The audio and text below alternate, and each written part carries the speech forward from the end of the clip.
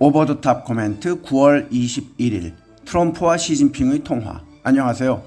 금요일 미국 시간 아침 9시에 있었던 트럼프와 시진핑의 전화통화로 인하여 갑자기 양국 간의 분위기가 좋아진 것처럼 보입니다.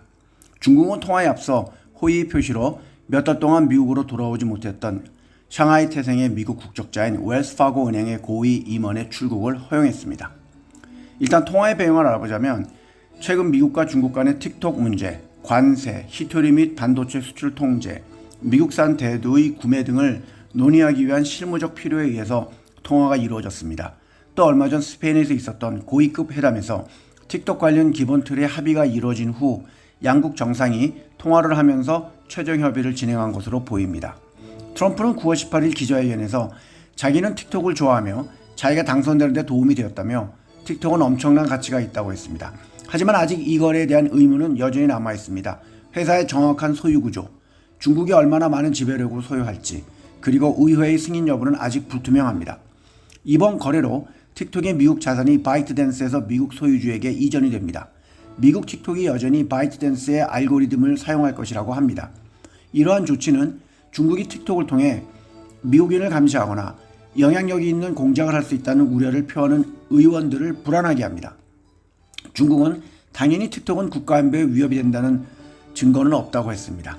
그리고 미중 무역 전쟁이 장기화되고 상호관세, 기술 및 플랫폼 통제 등 전략적 이슈가 겹치면서 상호관계의 중요한 국면이기에 이들이 통화를 한 것으로 보입니다. 이 둘은 10월 31일부터 경주에서 열리는 에이펙 정상회의에서 만날 것을 합의했고 내년도 중국과 미국의 상호 방문도 추진하기로 했습니다. 한국은 반중 정서가 상당히 심해서 시진핑의 방안을 환영하는 사람보다 반대하는 사람들의 시위가 더 많아질 것으로 보이는데 시진핑은 그러한 곳에는 신변 안전을 이유로 가지 않기 때문에 한국의 정부가 반중 시위를 어떻게 관리할 것인지도 눈여겨봐야 할 것입니다. 이미 얼마 전에 있었던 명동에서의 반중 시위의 단속이 그 한 예라고 할 수 있습니다. 양국 모두 이번 통화가 건설적이면서 실무적이었다고 평가했으며 앞으로의 전략적인 협력 및 안정적인 경쟁 구도를 지향하는 메시지를 내놓았습니다. 그들은 앞으로도 무역, 기술, 펜타닐, 우크라이나 전쟁 등에서 필요시 정상 간 직접 대화 통로를 유지하기로 했습니다. 미국은 중국이 미국산 콩과 보잉 항공기를 더 많이 구매하도록 하기를 원하며 펜타닐 관련 화학물질 수출에 관해서도 단속을 요구하고 있고 중국은 당연히 미국이 이 문제를 왜곡하고 있다고 비난합니다. 최근에 경제 관련 데이터를 보면 중국과 미국 모두 경제 성장이 둔화되고 있음을 보여줍니다.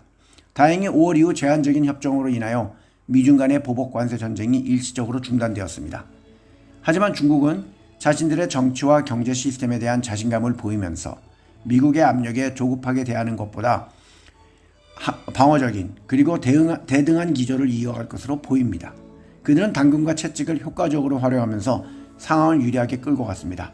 여기서 당근은 틱톡이고 채찍은 히토리를 의미합니다. 그리고 이러한 관세 전쟁에도 불구하고 중국은 여전히 미국의 세 번째로 큰 무역 상대국이며 상품 분야에서 가장 큰 무역 적자를 내는 나라입니다.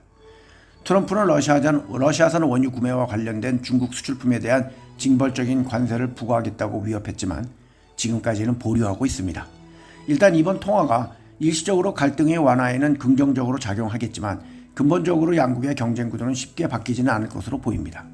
하지만 시진핑의 실각설, 군부 쿠데타설, 건강 이상설 등등 사실무근의 뉴스에 개인 투자가들은 너무 심취하지 마시고 제가 계속해서 추천을 드렸던 HCI ETF나 BYD나 샤오미 등에서 이익이 났다면 이익을 실현하시고 조금 관망하시는 걸 추천드립니다. 성투하세요.